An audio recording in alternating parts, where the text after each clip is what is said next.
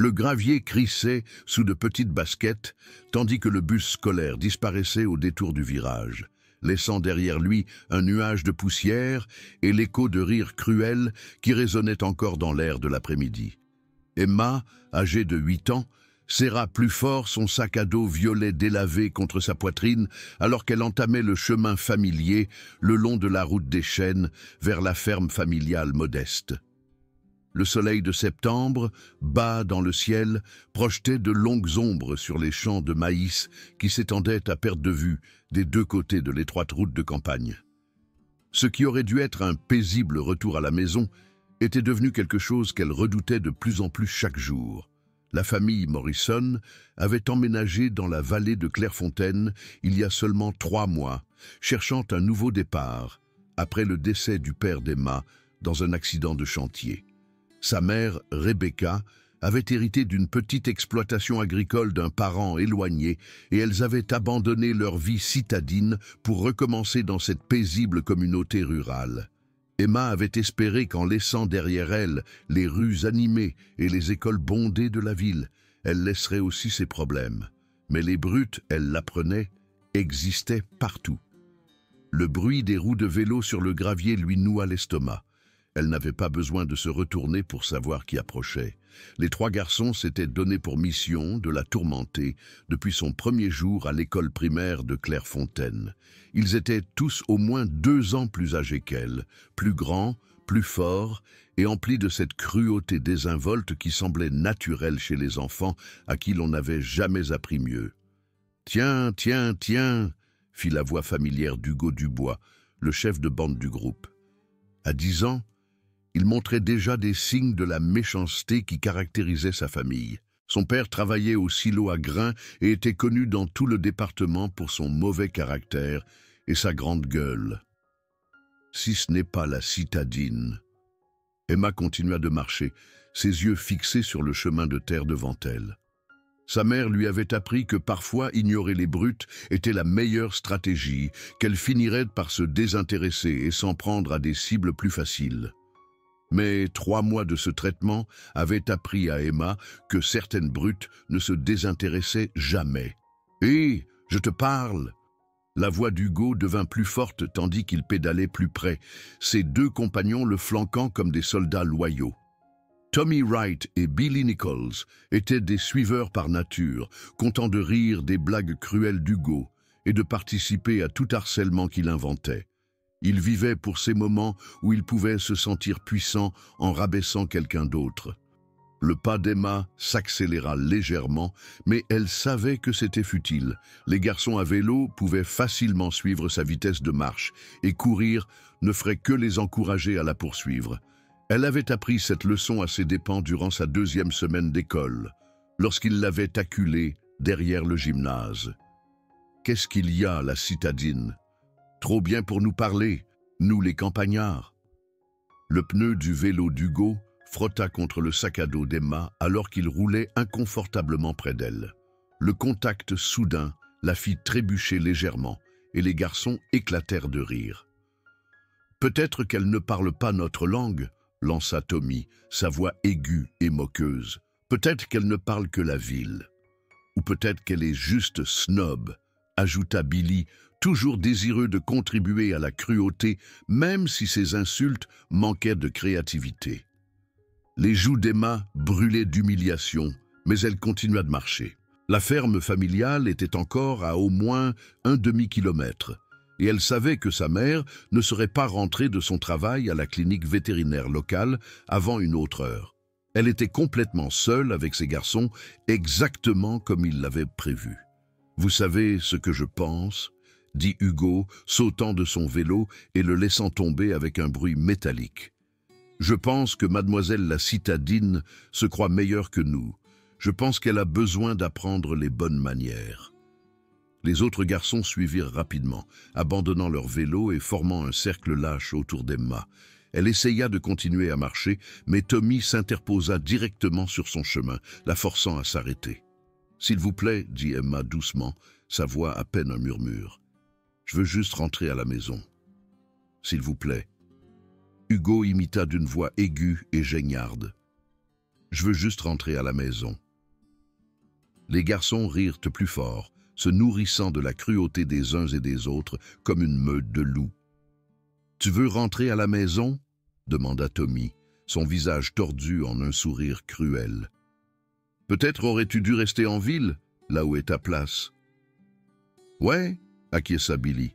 « On ne veut pas de toi ici de toute façon, toi et ta mère, bizarre. » La tête d'Emma se releva vivement à la mention de sa mère. Rebecca travaillait dur pour les deux, prenant des quarts supplémentaires à la clinique et faisant du travail agricole le soir pour joindre les deux bouts. Elle ne méritait pas d'être moquée par ces garçons qui ne savaient rien de leurs difficultés. « Ne parlez pas de ma mère », dit Emma, sa voix plus forte maintenant malgré le tremblement de peur qui la traversait. Les yeux d'Hugo s'illuminèrent d'une joie malveillante. Il avait trouvé un point sensible, et il n'allait pas laisser passer l'occasion. « Oh, on a touché une corde sensible, n'est-ce pas? Ta mère, c'est cette femme bizarre qui travaille avec les animaux, c'est ça? J'ai entendu dire qu'elle se parle à elle-même quand elle travaille. Mon père dit qu'elle est probablement folle, ajouta Tommy. Il dit que la folie est héréditaire. » Emma sentit les larmes monter derrière ses yeux, mais elle les repoussa. Ces garçons ne méritaient pas de la voir pleurer. Ils ne méritaient pas de savoir à quel point leurs mots faisaient de mal. Mais ils n'avaient pas fini. « Peut-être que c'est pour ça que ton père est parti, » dit Hugo avec une cruauté calculée. « Peut-être qu'il ne supportait pas d'être avec deux folles. »« Il n'est pas parti !» cria Emma, sa patience cédant enfin. « Il est mort !» Les mots restèrent suspendus un instant, et Emma regretta aussitôt d'en avoir tant révélé. Elle leur avait donné des munitions, et des garçons comme eux n'hésitaient jamais à utiliser toutes les armes qu'ils pouvaient trouver. « Oh, la pauvre !» dit Hugo Dubois, sa voix dégoulinante d'une fausse sympathie. « Papa est mort et maman est folle. Quelle triste petite histoire.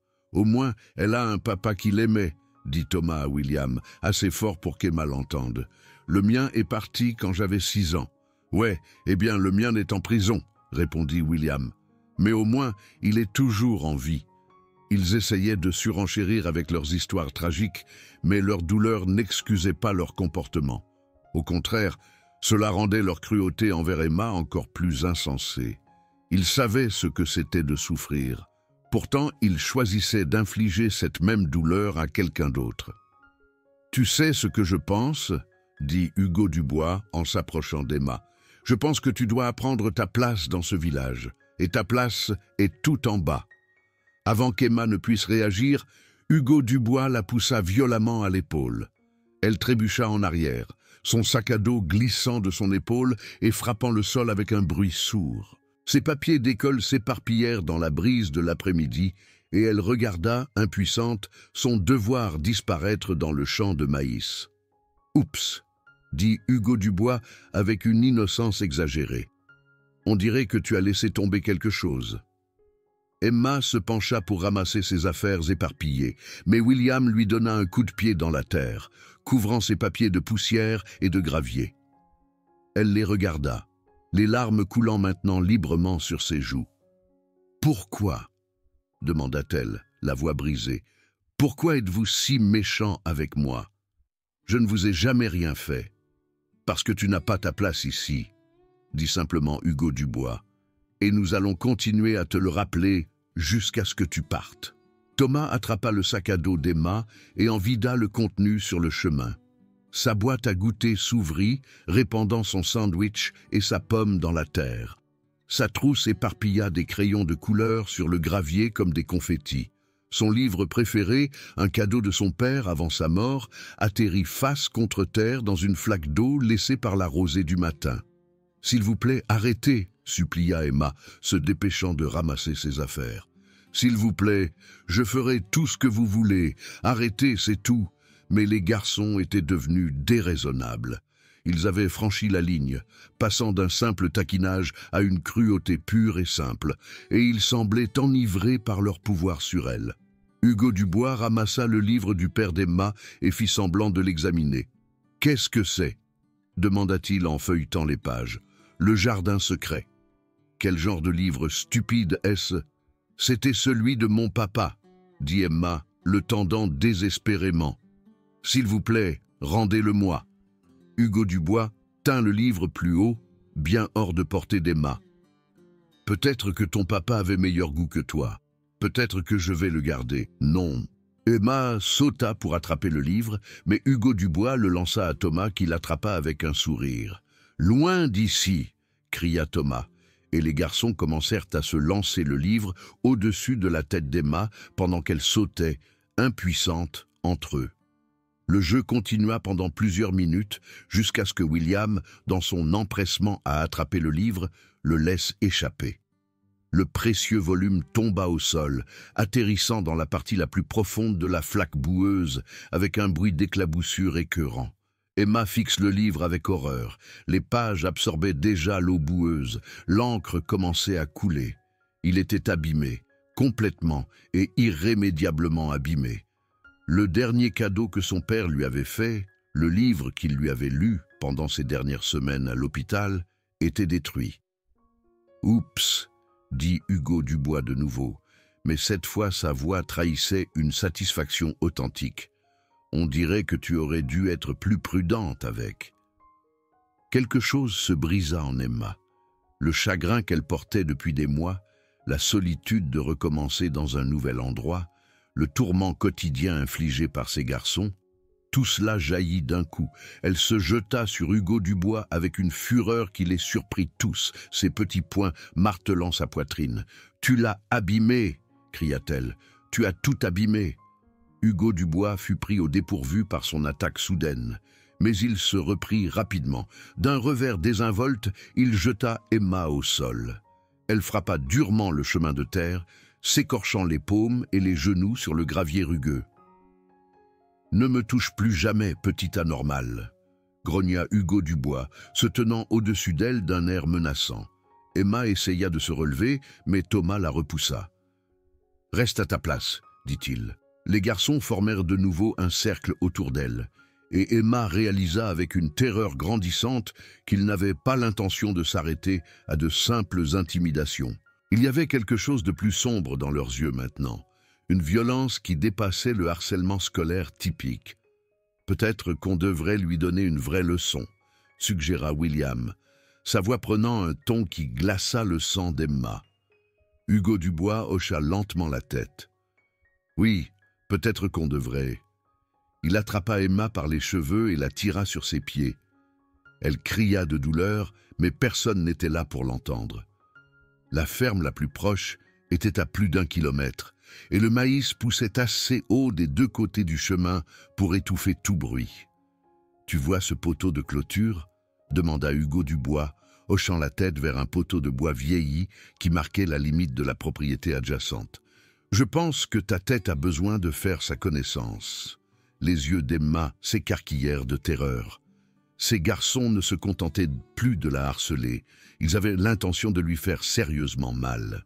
Elle se débattit contre la prise d'Hugo Dubois, mais il était bien plus fort qu'elle. « S'il vous plaît, » murmura-t-elle. « S'il vous plaît, non.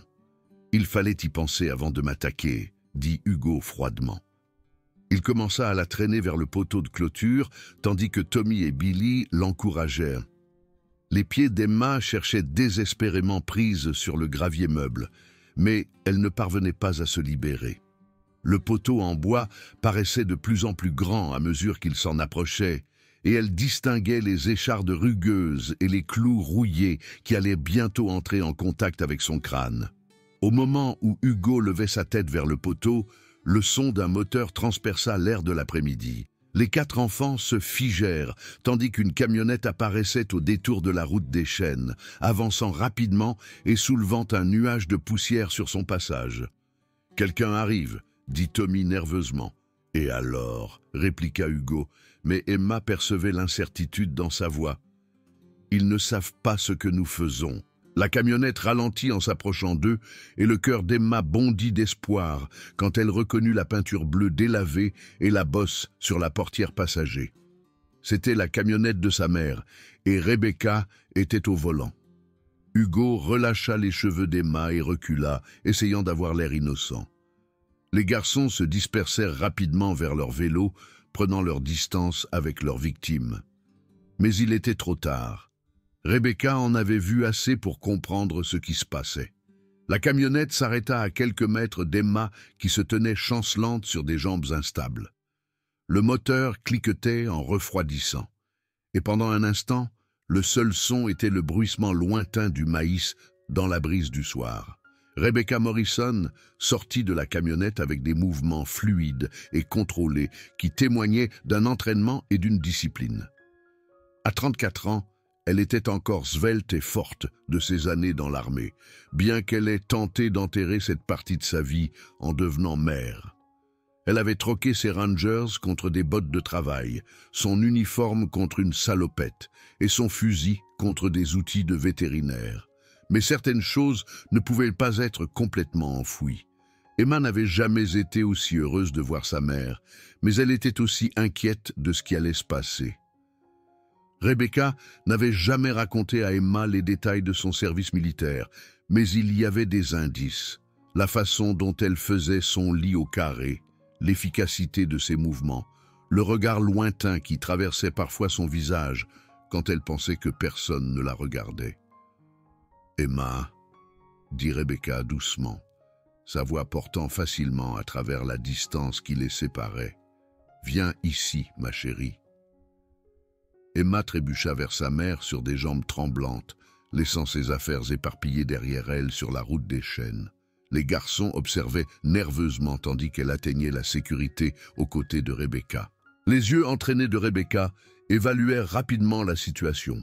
Les vêtements déchirés d'Emma, ses genoux éraflés et son visage maculé de larmes racontaient une partie de l'histoire. Les fournitures scolaires éparpillées et le livre gorgé d'eau dans la flaque racontaient le reste. Sa fille avait été blessée, humiliée et terrorisée par ces garçons, et quelque chose de froid et de dangereux remua dans la poitrine de Rebecca.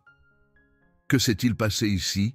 demanda Rebecca, sa voix toujours douce, mais portant un sous-entendu qui fit se tortiller les garçons de malaise. « Rien, » dit Hugo rapidement. « Nous parlions juste. » Le regard de Rebecca passa d'un garçon à l'autre, lisant leur langage corporel avec l'habileté de quelqu'un entraîné à évaluer les menaces rapidement et précisément.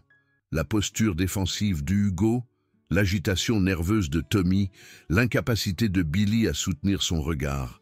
Ils étaient tous coupables, et ils le savaient tous. « Emma, » dit Rebecca sans quitter les garçons des yeux, « dis-moi ce qui s'est passé. » Ils ont pris mon livre, dit Emma à travers ses larmes. Le livre de papa. Ils l'ont jeté dans la flaque et l'ont abîmé. Et ils ont dit des choses horribles sur toi et sur papa. La mâchoire de Rebecca se serra imperceptiblement. Elle baissa les yeux vers le livre détruit, le reconnaissant immédiatement. Elle avait été avec le père d'Emma quand il l'avait acheté, l'avait regardé le lire à leur fille pendant ces dernières semaines, où il était trop faible pour faire grand-chose d'autre. Il était irremplaçable, et ces garçons l'avaient détruit par jeu. « Est-ce vrai ?» demanda Rebecca au garçon, sa voix toujours étrangement calme. « C'était un accident, » dit Tommy rapidement. « Nous ne voulions pas... »« Stop !» dit Rebecca, et le seul mot portait une telle autorité que les trois garçons se turent immédiatement. « Ne me mentez pas. Je sais ce que je vois, et ce n'était pas un accident. » Elle fit un pas vers les garçons, et ils reculèrent instinctivement.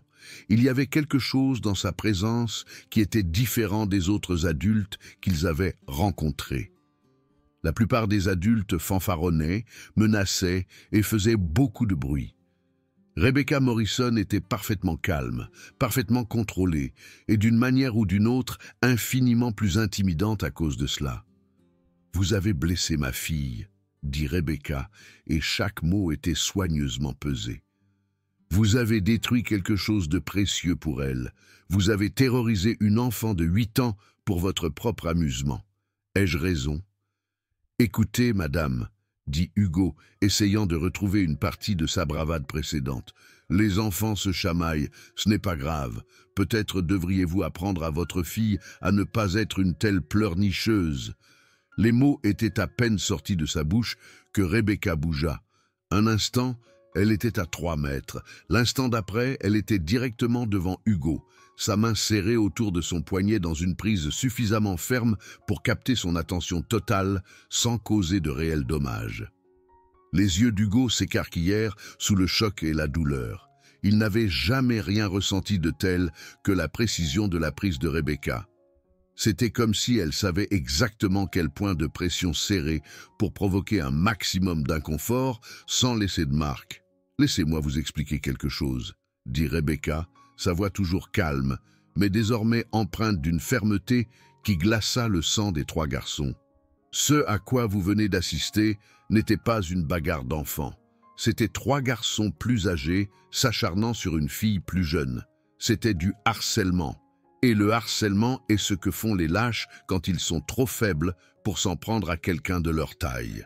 Elle accentua juste un peu la pression sur le poignet d'Hugo et il haleta. « Vous voulez savoir à quoi ressemble la vraie force?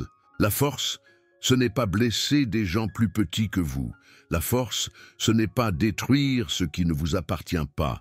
La force, c'est protéger ceux qui ne peuvent pas se défendre. » Thomas et William regardaient avec fascination et terreur leur chef de bande être réduit à gémir sous la poigne de la mère d'Emma. Ils n'avaient jamais vu Hugo avoir l'air effrayé auparavant, et c'était à la fois choquant et étrangement satisfaisant à observer. « Maintenant, » continua Rebecca, « vous allez vous excuser auprès de ma fille, tous les 3, et ensuite vous rentrerez chez vous et réfléchirez très attentivement si vous voulez continuer sur cette voie. »« On est désolé, » dit Thomas rapidement.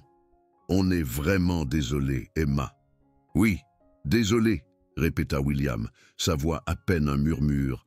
La poigne de Rebecca sur le poignet d'Hugo se resserra légèrement.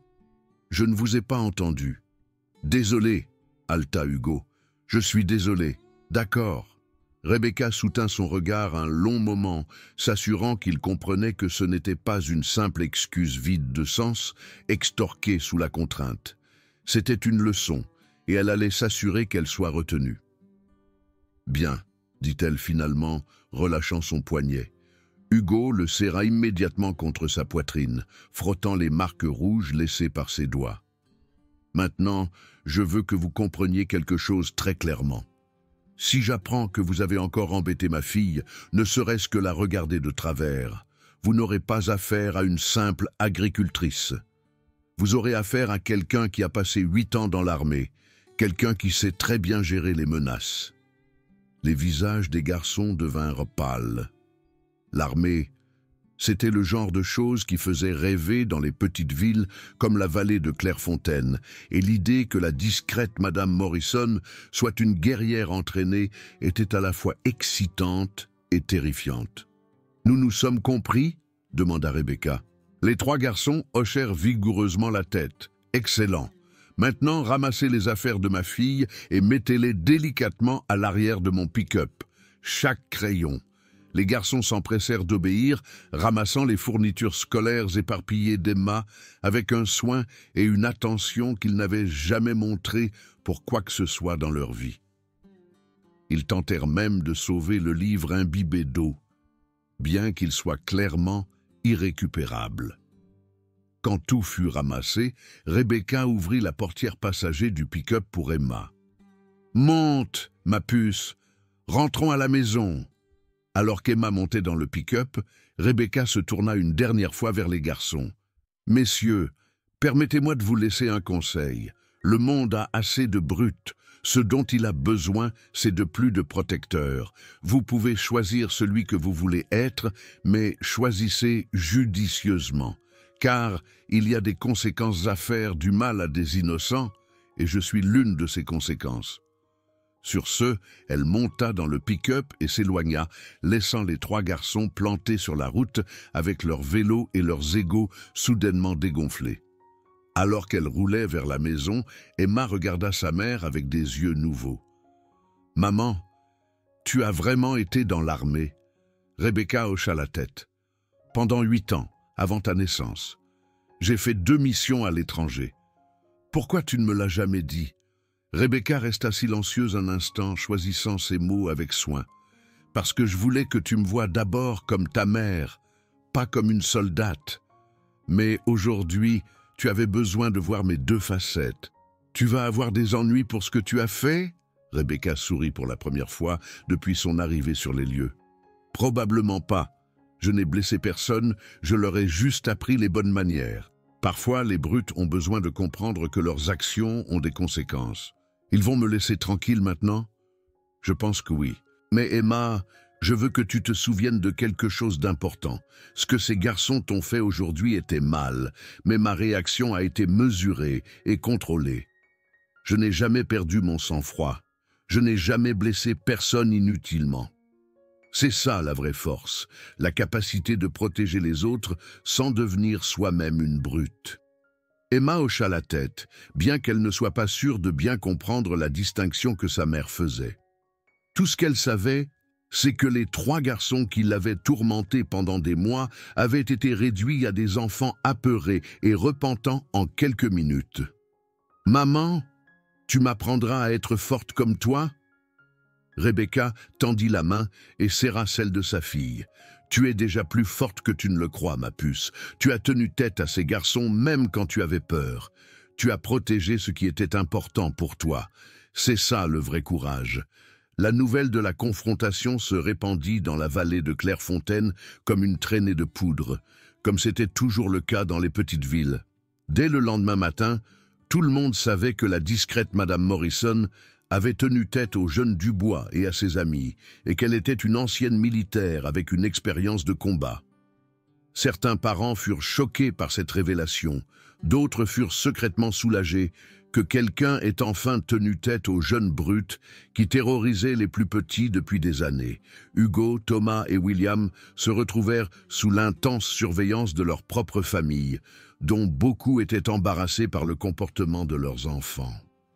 Le lendemain, à l'école, Emma traversa les couloirs, la tête haute pour la première fois depuis qu'elle avait commencé à l'école primaire de Clairefontaine.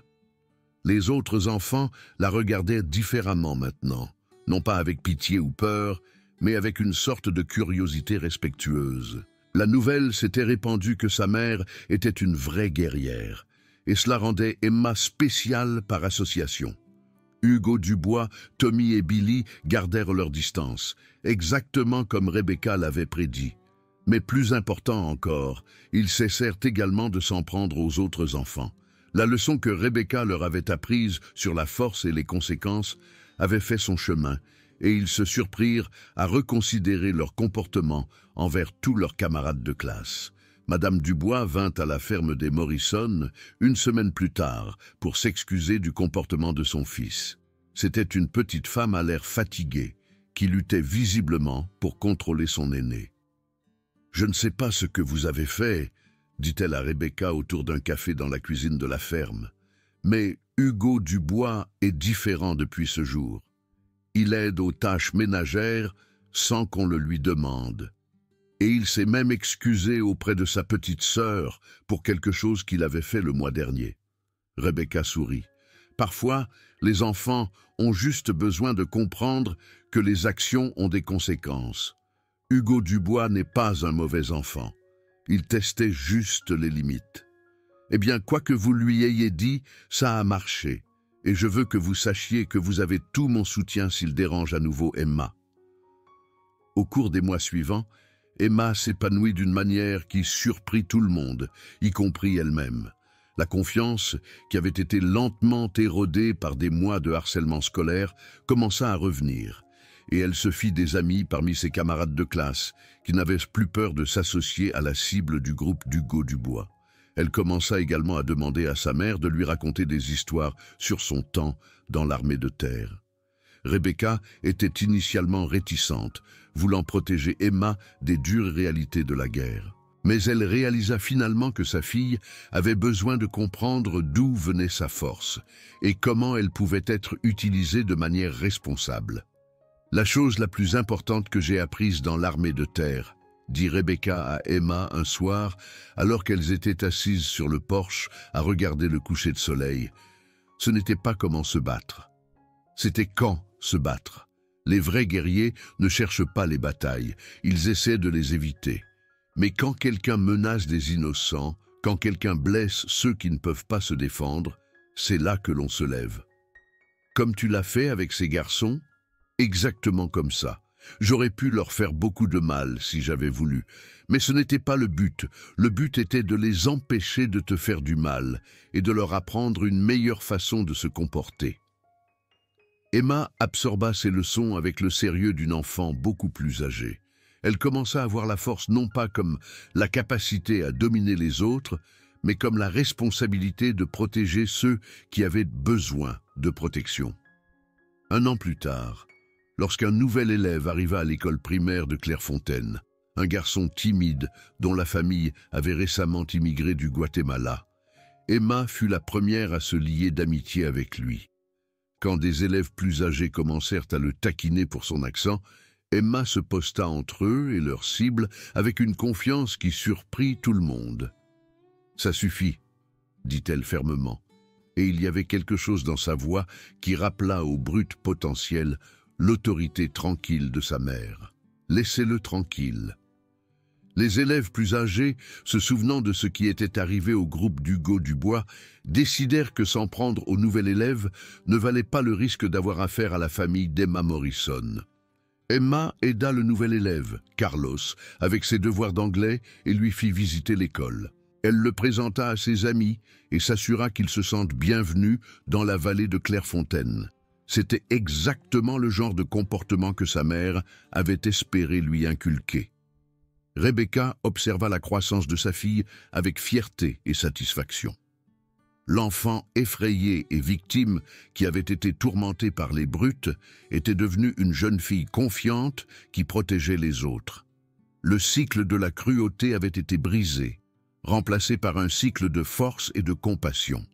Les 3 garçons qui avaient autrefois terrorisé Emma devinrent des personnes très différentes de ce qu'ils auraient pu être. Hugo Dubois devint finalement pompier volontaire et était connu dans tout le département pour sa volonté d'aider les voisins dans le besoin. Tommy Wright rejoignit l'armée de terre après le lycée et servit avec distinction à l'étranger.